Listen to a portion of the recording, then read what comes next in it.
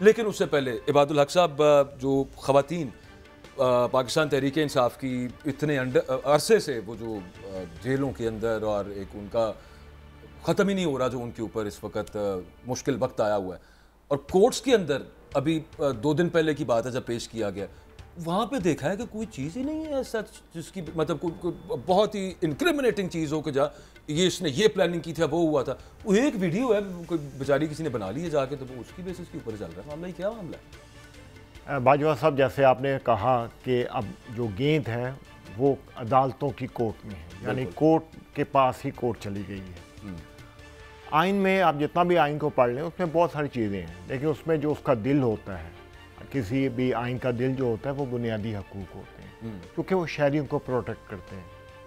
اور کسی بھی عدلیہ کا، چاہے وہ ہائی کورٹ ہو، چاہے سپریم کورٹ ہو، یا اس سے نیچے ماتحت عدلیہ ہو، اس کا ایک ہی کام ہے کہ لوگوں کے، شہریوں کی حقوق کا جو ہے تحفظ کرنا. جی اب یہی بات دیکھنے والی ہے کہ بہت اچھا فیصلہ کر لیا، بڑی غیر معمولی کارروائی کی، ٹی وی پہ بھی دکھائی گئی، لیکن اب بنیادی حقوق کے جو کیسز ہیں ان کو بھی دیکھنا ہے، اس کے اندر بھی دیکھنا ہے، تاکہ لوگوں کو یہ تحفظ محسوس ہو کہ ہاں ان کے لیے بھی. تحفظ کی بات کر رہے ہیں، ایک چیز فاروق حبیب صاحب کی بیگم نے، ان کی اہلیہ نے خط لکھا ہے چیف جسٹس آف پاکستان.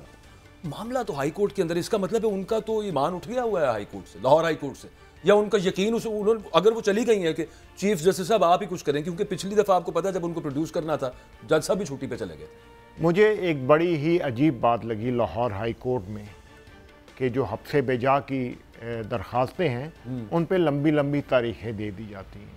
یہ تو 24 گھنٹے کا معاملہ ہے. کالینیس جو چیف جسٹس پاکستان تھے، انہوں نے ایک مرتبہ کہا کہ جب ہیبیس آتی ہے، کسی شخص کے آزادی کا معاملہ آتا ہے، تو آسمان کیوں نہیں گر جاتا، زمین کیوں نہیں پھٹ جاتی.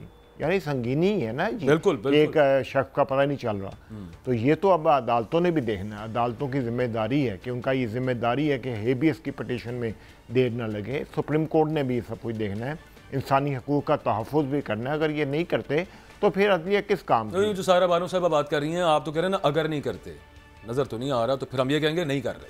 دیکھیں یہ ایک امید تو ہمیں رکھنی چاہیے، ایک امید رکھنی چاہیے، ایک ان سے اپیل کرنی چاہیے، ایک درخواست کرنی چاہیے کہ خدا را اس طرف دیکھیں. دعا بھی کرنی چاہیے. دعا بھی کرنی چاہیے، کیونکہ میں آپ کو بتاؤں کہ آئین کا تحفظ اسی وقت ہوگا جب عدلیہ اپنا کردار ادا کرے گی. اگر عدلیہ اپنا کردار ادا نہیں کرتی تو پھر سب کچھ ایسے ہی ہے. جو ابھی تک چل رہا ہے اس میں تو صرف آخری مجھے جو نظر آ رہا ہے لوور کورٹس، ہائر کورٹس، اور اس کے بعد لاسٹ ریزورٹ جو کسی کو بھی نظر آ رہی ہے وہ قاضی فائز عیسیٰ صاحب کی طرف سے آپ دیکھنا شروع ہو گئے.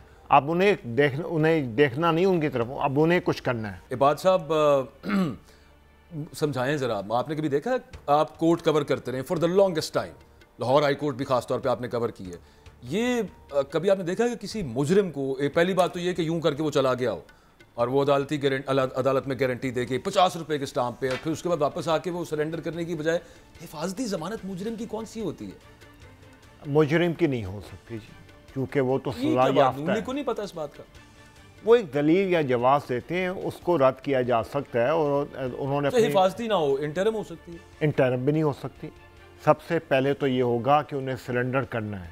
وہ مفرور ہیں، وہ عدالت سے بھاگے ہوئے ہیں، اور یہ بات عدالت نے خود کہی ہے کہ نواز شریف کو کی اس لیے ان کی اپیل نہیں سنی کہ وہ ایک بھگورے ہیں، وہ عدالت سے بھاگے ہوئے ہیں. تو پہلے تو آ کے وہ اپنی سرنڈر کریں گے. ضمانت تو اسی صورت میں ملے گی، ہوا میں ضمانت نہیں ملتی. آپ کو یاد ہوگا کہ عمران خان ایک کیس میں پیش نہیں ہوئے. اگر مل گئی پھر بس کیا کہا جا سکتا ہے؟ پھر تو کچھ نہیں کہا جا سکتا نا. دیکھیں نا، یہاں پہ تو ایک ضمانت کے اندر یہ ہوا کہ عمران خان جو تھے وہ پیش ہوئے. سر 50 روپے کے سٹامپ پہ وہ باہر چلے گئے، آپ کہہ رہے ضمانت نہیں مل سکتی، کمال کر رہے ہیں آپ. اچھا، ایک وہ جسٹس باقر نجفی صاحب ہیں ہمارے لاہور ہائی کورٹ. جی بالکل. ہاں، وہ ان کے بیٹے کے پروٹوکول مانگنے کے حوالے سے کچھ معاملات چل رہے تھے. کچھ لوگ، میں نہیں کہہ رہا، کچھ سینئر صحافی آپ کی کورٹ کور کرتے ہیں، ہائی کورٹ بھی، وہ اس کے ساتھ جوڑ رہے ہیں معاملے کو. نہیں، وہ پروٹوکول کا جو انہوں نے مانگا تھا وہ نوٹیفیکیشن، نہیں، اس کا آؤٹ ہونا، اس خبر کا لیک ہونا اور اس کا معاملہ بننا کہ بڑے سارے کیسز ہیں. نواز شریف صاحب کو باہر بھیجا باقر نجفی صاحب نے، مریم نواز شریف صاحب کے پاسپورٹ واپسی کی درخواست باقر نجفی صاحب، حمزہ شہباز کی ضمانت باقر نجفی صاحب، مال ٹاؤن رپورٹ باقر نجفی صاحب. وہ ایک معاملہ اس وجہ سے لوگوں کے ذہن میں آتا ہے کہ شاید. دیکھیں جی، سوال تو ہوں گے، कॉन्स्पिरेसी थ्योरीज भी होंगी। और ये बात एक ऐसे टाइम पे नोटिफिकेशन बाहर आया और फिर वापस हुआ, ये देख लेते हैं अदलिया की तरफ से तो नहीं आया ना। देख लेते हैं कि किसके पास लगती है नवाज शरीफ साहब की। जी सारा बानो साहबा, सॉरी आप, मैंने कहा वो अलविदाया ब्रिटिश हाई काउंसिल तो आप भूल ही गए। ओहो हाँ वाकई बिल्कुल, वो देखे ना वो पाकिस्तान की क्रेम डे ला क्रेम आपके, हाँ टॉपर, क्या बात है, पाकिस्तान के वो टॉप ग्रुप के अंदर, और फिर वहाँ पे वो दे रहे हैं उनको, विदा कर रहे थे वहाँ से। मैंने ना एक्चुअली ब्रेक पे जाना है, ये प्रोड्यूसर साहब मेरे पीछे से ये वाला चूना लगाइएगा। क्या बोला? मैंने कहा वो चूना भी बता रहे थे कि ये चूना लगाइए मतलब ये बयान। अच्छा उसमें वो बड़ा मजेदार था। खैर बाकी आपकी बात दुरुस्त है, वो बात होना भूल गई कि वो कह रहे थे कि आपको नैरेटिव तो आके मियां साहब तुमसे पूछा तुसी दसो नैरेटिव क्या बनाना है। एनीवेज इबाद साहब समझाएं ज़रा, आपने कभी देखा आप कोर्ट कवर करते रहे for the longest time, Lahore high court भी खास तौर पे आपने कवर की है, ये कभी आपने देखा कि किसी मुजरिम को, पहली बात तो ये कि यूं करके वो चला गया हो और वो अदालत में गारंटी दे के 50 रुपए के स्टाम्प पे, और फिर उसके बाद वापस आके वो सरेंडर करने की बजाय हिफाजती ज़मानत मुजरिम की कौन सी होती है? मुजरिम की नहीं हो सकती जी, क्योंकि वो तो सजा याफ्ता है। को नहीं पता इस बात का।